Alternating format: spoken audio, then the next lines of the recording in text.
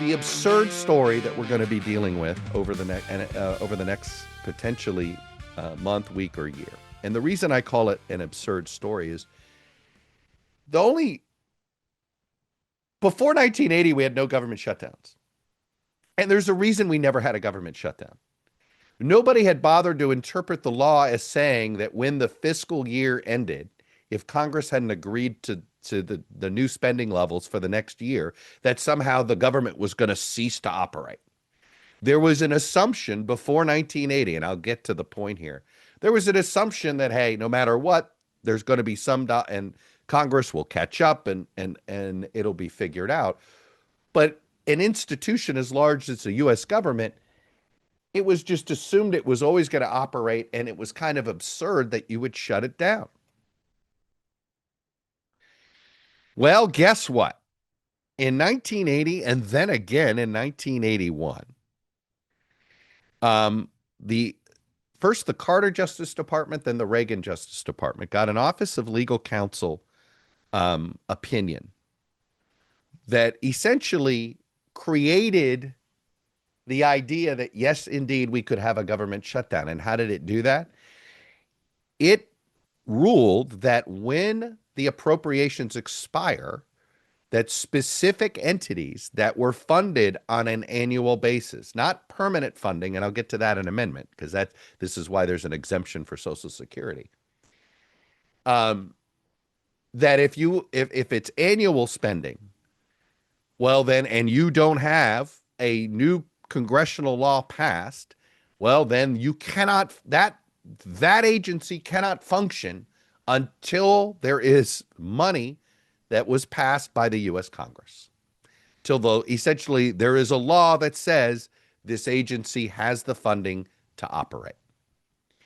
And so thanks to these legal counsel, first a Democratic Justice Department, Carter, then a Republican Justice Department right after, then we had the birth of the existence that indeed, if there was a fiscal showdown on September 30th at midnight, bleeding into October 1st, and there was no agreed upon budget passed by Congress, agencies funded on a yearly basis would have to cease in operation.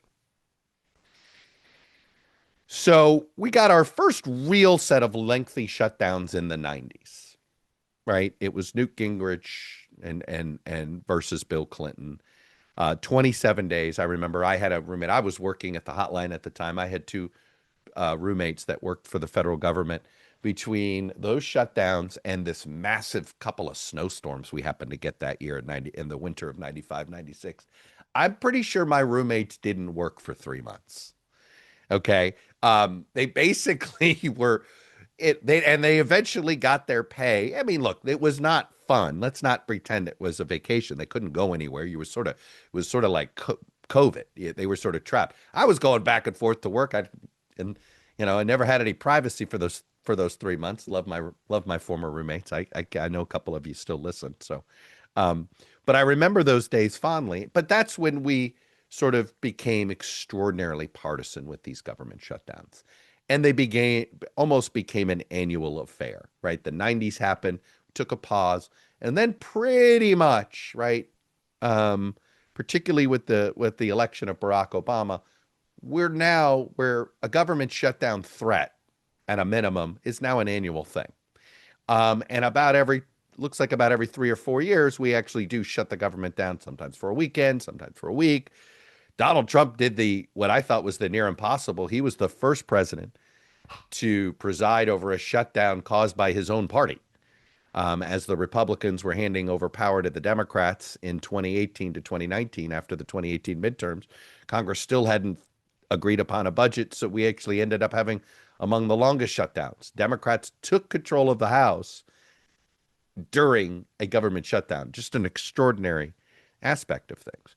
But again, we manufactured, two legal opinions manufactured the idea that we could even have a government shutdown.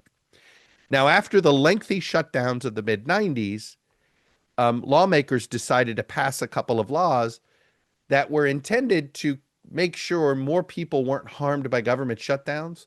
But the unintended consequence is that actually made it easier to then play politics with the budget and force a shutdown.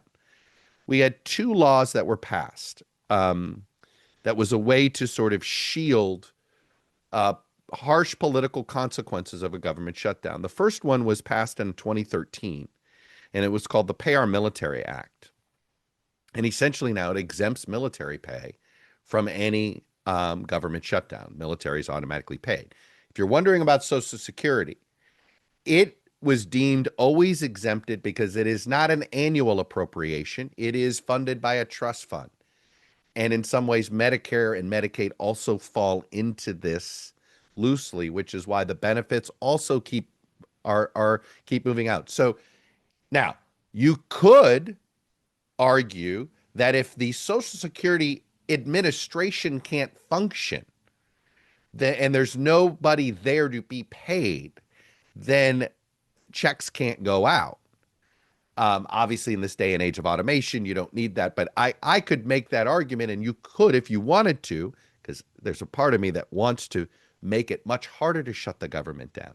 And if the consequences were delayed Social Security checks for potentially poor elderly people and no military pay for military families around the world with kids, etc., I promise you, these lawmakers would be deathly afraid of playing politics with the federal government like this.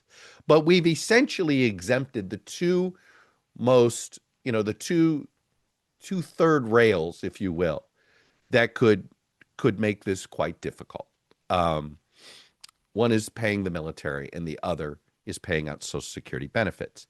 Now, if you're wondering, has there ever been efforts to essentially get rid of government shutdowns? Well, there have. I'm glad I asked myself that question, and I'm glad you're thinking it. I hope you are, right?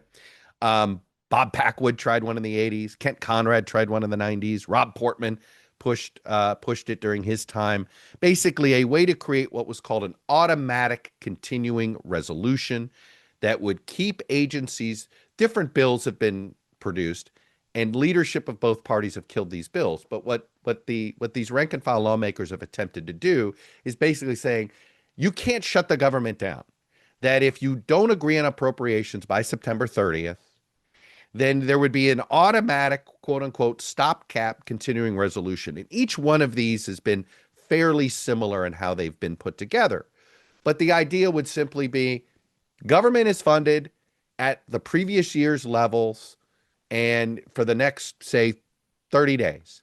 And if no agreement is made then there's a 1%, maybe, and some of them have, well, then we'll have a 1% across the board budget cut for every agency for every 30 days that a budget doesn't come. Maybe you want to speed that up. Maybe you make it for 7-day periods where 1% across the board, where you create some sort of, you got to have a forcing mechanism to get the budget done, right? So that you don't just automatically do this. But at the same time, government operations don't cease anywhere. And I think without the spectacle of putting barricades in front of national park operations and silly things like that. Oh, sorry, Wally World is closed, kids. Donnie World is closed, kids. You can't go in. If you created these real incentives to force these appropriators to get their act together, we wouldn't have shutdowns. So the point is, when you think about when you're watching this week, the spectacle of the government shutdown. By the way, it's the most recent attempt to sort of eliminate the ability to have these stupid government shutdown fights. A bipartisan bill. James Langford out of Missouri, Maggie Hassan out of New Hampshire. Theirs would restrict congressional travel and also potentially, so putting some pain on them, and then restrict their pay a little bit as well. There's all sorts of mechanisms you could put in here that I promise you would be politically popular with the public, because this is ridiculous. I have a friend who works, who's a nuclear engineer. I'm not going to get into the details of what he's done. He's gone in and out of government. He's a private contractor, gone in and out of government. And he is telling me the rules of the government budget, so that even when the government's open under a continuing resolution, You may not be allowed to work on your research project because it's under a continuing resolution and under last year's authority, not the next year's authority. As he has complained to me, he's one of these apolitical guys, good friend of mine, and he just says, he goes, I wish you could explain how much wasted money there is. He goes, I sometimes have to sit on my hands. I am not allowed to work on a government-funded project during the midst of one of these stupid budget standoffs. Not even a full government shutdown, even when they're under these, 6-week continuing resolutions, where it will be illegal for him to work on a government research project that, may or may not have to do with nuclear safety. Okay?